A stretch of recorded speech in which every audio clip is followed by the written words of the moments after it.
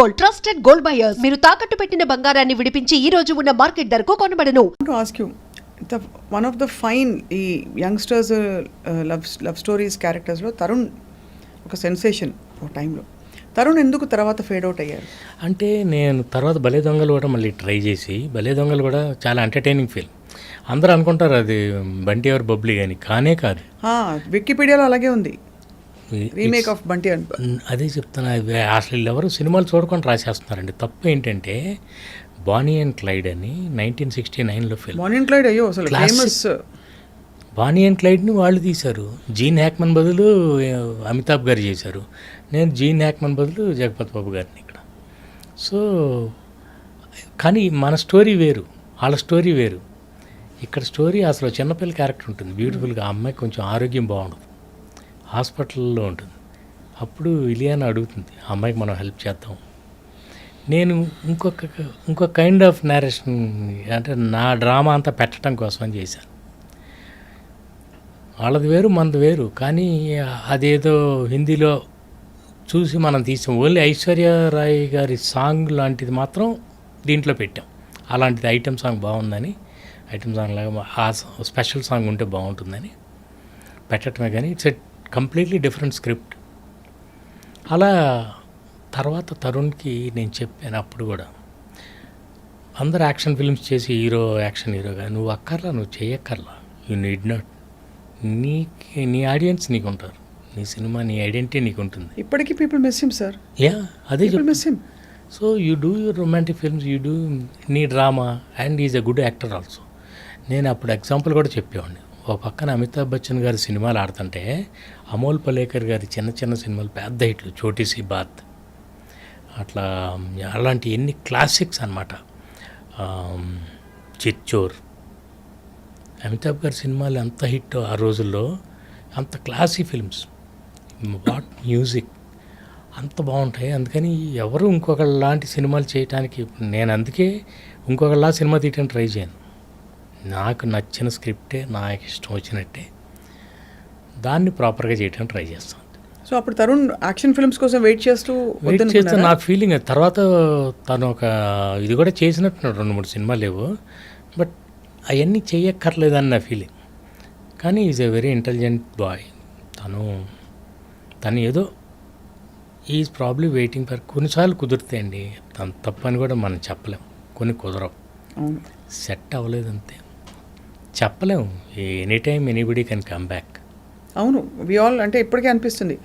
రోజారమణి గారితో మాట్లాడినప్పుడు కూడా వారు కూడా అదే అంటారు, వీళ్ళు మంచి మంచి స్క్రిప్ట్ కోసం వెయిటింగ్ అని చెప్పి. Is there a possibility sir Vijay Bhaskar garu Tarun కాంబినేషన్లో? It all depends on the script. Any time anything can happen. Script కరెక్ట్గా సెట్ అవుతాను. నేనేమంటానంటే స్క్రిప్ట్ ఆల్రెడీ పిలుస్తుంది. వీడిని అలాగే పిలిచింది కమల్ని. ఆల్రెడీ సినిమా స్టార్ట్ అయిపోయింది, వాడికి కూడా తెలుసు 2-3తో జరగాల్సింది అయిపోయింది. ఇది చేద్దామన్న ఉద్దేశం కూడా అనుకోలే, అలా కుదురుకుంది అంతే. టప్మని అది అయిపోయింది జిలేబీ. మరి ఇప్పుడు స్క్రిప్ట్ రెడీగా ఉంది, అందుకని చేస్తాం. కుదిరితే కొన్ని అలా సెట్ అవుతాయి. మొత్తానికి we're waiting for your film because sir మీరు అన్నట్టుగా ఒక మంచి చక్కటి హాయిగా ఉండే అందరితో కలిసి చూసే సినిమా చూసి చాలా రోజులైంది. ఒకటి బాగా ఖర్చు పెట్టి తీస్తారు కాబట్టి వాళ్ళు ఎవరు ఎంత ఖర్చు పెట్టినా ఆడియన్స్కి అనవసరం. యాక్చువల్లీ సినిమాలో అంతే ఖర్చు పెట్టి తీసే సినిమాలు కొన్ని ఉంటాయి, కష్టపడి తీసే సినిమాలు కొన్ని ఉంటాయి. కష్టం ఇంపార్టెంట్, ఖర్చు కాదు. అవును కదా సార్.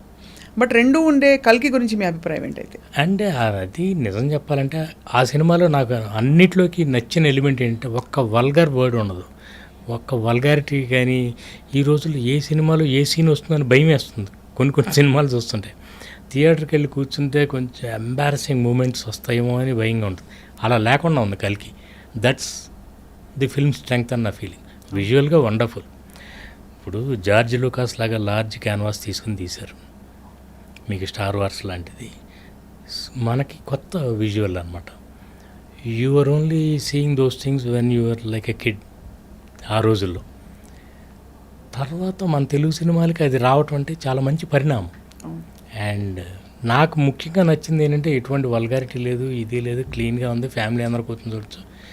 ఏదో చిన్న అందులో తప్పులు ఉన్నాయి, మహాభారతాలు రామాయణాలు అవన్నీ పెద్ద ప్రాబ్లం ఏం కాదండి. అదే అదే డైరెక్టర్ సెన్సిబిలిటీస్ అండ్ వాళ్ళ ఇది ఇష్టం. Yeah it's a clean film basically. film. అందుకనే క్లీన్ ఫిల్మ్ 1000 కోట్లు కలెక్ట్ చేస్తుందంటే మనకి ఇంకా సంతోషం. ఓ వల్గర్ సినిమా కలెక్ట్ చేసిన దానికంటే క్లీన్ సినిమా కలెక్ట్ చేస్తాం. అలాంటివి కూడా చూసాంగా చాలా. చూసారు కానీ but sir actually frankly speaking ఇప్పుడు బాగా వాక్ స్వాతంత్రం లాగా దర్శకత్వ స్వాతంత్రంలో అదే అందరూ వాళ్ళ పాయింట్ ఆఫ్ వ్యూ చెప్పుకుంటున్నారు ఓపెన్గా. That you know we believe that ఈ సీన్ అవసరం, ఈ న్యూడిటీ అవసరం అని justify. But nevertheless is a market for everything అన్నట్టు ఇప్పుడు చక్కగా తెలుగింటి ఆడియన్స్కి మీరు ఇస్తున్నారు. Last couple of questions sir. మీ దృష్టిలో చిరంజీవి గారు, నాగార్జున గారు, వెంకటేష్ గారు, తరుణ్, ఇంకా మీరు డైరెక్ట్ చేసిన హీరోలు అందరూ including Kamal, who is the most handsome? అయ్యో హ్యాండ్సమ్ ఒకళ్ళు హ్యాండ్సమ్ ఒకళ్ళు కాదని చెప్పలేమండి. కాకపోతే మీకు మన్మధుల్లో ఆయన స్టైల్, అసలు మన్మధుడిలో నాగార్జున గారు the best in his entire look hair style కూడా భలే సెట్ మీరు అంటే ఒక లుక్ సెట్ చేశారు ఆయన. అసలు అంటే నాగార్జున గారిలో ఒక స్టైల్ ఆయన బాడీలోనే ఉంది. నేను ఇన్ఫ్యాక్ట్ దానికి టార్గెట్ చేసి స్క్రిప్టింగ్ చేసాం మేము, ఆయనకి మ్యాచ్ అయ్యే విధంగా ఉండాలని. అలాగే వెంకటేష్ గారు బయట ఎంత హ్యాండ్సమ్ ఉంటారు, ఫిజిక్, పర్సనాలిటీ. చిరంజీవి గారిది ఒక కైండ్ ఆఫ్ చామ్, అంటే ఈ విల్ జస్ట్ ఆయన అంటే అక్కడికి వచ్చారని అంటే he will be the star of that place. ఏ రూమ్కి వచ్చినా he will dominate the whole atmosphere. మిగతా వాళ్ళందరినీ డామినేట్ చేస్తారు. అట్లా కావాలని చేయరు, బై హిమ్సెల్ఫ్. అంటే తెలియని వాళ్ళందరిలో ఒక అరిస్టోక్రసీ ఉంటుంది. I have seen that. ఇక మిగతా వీళ్ళందరూ all these. Tarun is a very, ఆ రోజుల్లో వయసులో ఉన్నప్పుడు చాలా బబ్లీగా, చాలా ఇదిగా, అండ్ యూనో వెరీ ఎనర్జెటిక్. అసలు మీకు పాటల్లో డాన్స్ అది చూస్తే చాలా లవ్లీగా ఉంటాడు అనమాట, బాయ్ నెక్స్ట్. అలా వేణు, ఆ రోజుల్లో వేణు మంచి స్టైలిష్ సూట్స్, సాంగ్స్ అన్నీ చేసినప్పుడు ఒకళ్ళు ఎక్కువ ఒకళ్ళు తక్కువ చెప్పలేను. రామ్ ఎంత స్టైల్గా ఉంటాడు. మీనాక్షి సాంగ్ ఉంటుంది, ఒకసారి చూడండి తన స్టైల్ అని చూడాలంటే. అట్లా ఎవ్రీబడి ఒక్కొక్కళ్ళు, నేను వాళ్ళ బెస్ట్ని బయటికి తీసుకురావడానికి నేను చూసేదల్లా వాళ్ళలో ఏముందో దాన్ని. నాగార్జున గారిలో మీకు ఆయన క్యారెక్టరైజేషన్లో ఆయన స్టైల్ అంతా కనిపిస్తుంది. అవును, ది వే వాక్స్, టాక్స్, ఎవరన్నా తిట్టినా చేసినా, మళ్ళీ సోఫిస్టికేషన్. అలా ఈయన వెంకటేష్ గారిలో ఈ so real, very real. So that's right word. He is very real. He doesn't try to show ఆ స్టైలిష్ అదంతా ఏమీ లేదు. ఈ so real, you love him so much.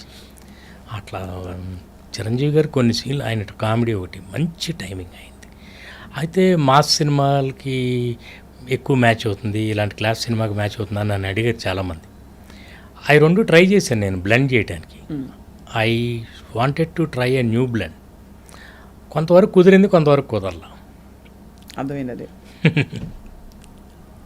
So sir, ఇప్పుడైతే ఇప్పుడు ఇన్ని సినిమాలు తీశారు, మీరు లేట్ బ్యాక్గా వచ్చేది వస్తుంది అనే ప్రాప్తం కాన్సెప్ట్లో వెళ్తున్నారు కాబట్టి, మరి మీకంటూ ఒక గోల్ ఆర్ అల్టిమేట్ ఒక ఈ సినిమా తప్పకుండా తీయాలి అనే కథ ఏంటి sir? What is the story you want to tell the world? బేసిక్గా సినిమా ఈజ్ మై హాబీ. ఇది అయిపోయింది అనుకోండి, మళ్ళీ మొదటి నుంచి మళ్ళీ I will be like an apprentice starting. Scripting అంతా చేసుకుని, అఫ్కోర్స్ మన ఖాళీ దొరికినప్పుడు స్క్రిప్ట్లన్నీ చేసేసుకుని రెడీగా పెట్టుకున్నాం, ఇంక్లూడింగ్ డైలాగ్ వర్షన్.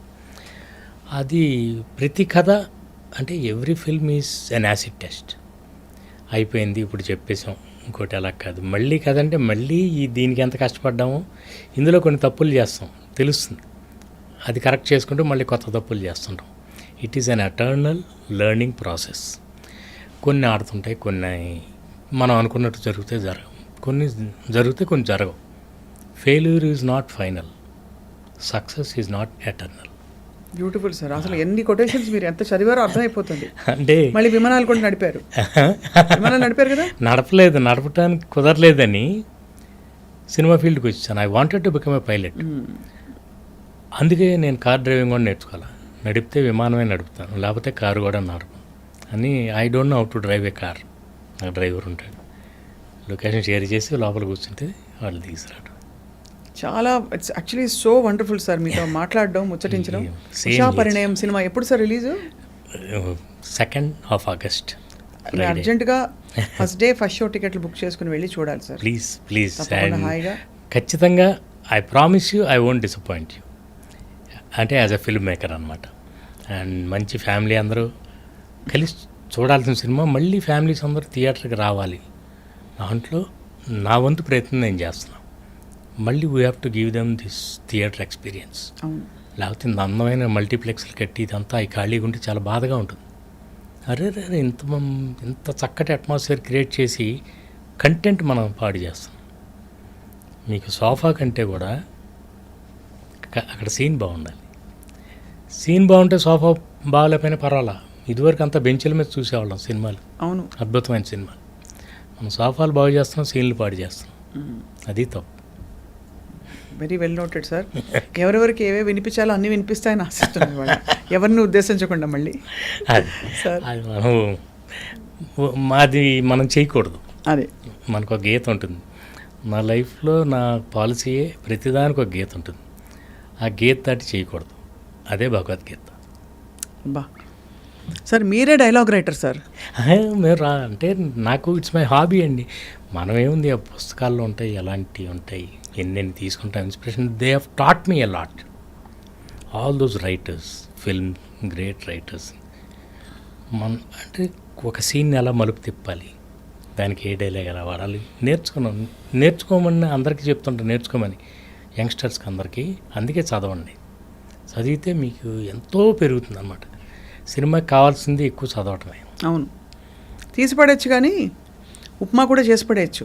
కానీ మంచి ఉప్మా చేస్తే సార్ బాగుంటుంది. అది sir. Thank you very much Vijayabhaskar గారు. We are wishing Usha Parinayam team all the very best. మీకు ఆల్ ద బెస్ట్ చెప్పే అంటే వాళ్ళ మేము కావు కానీ చేసిన సినిమాలకి.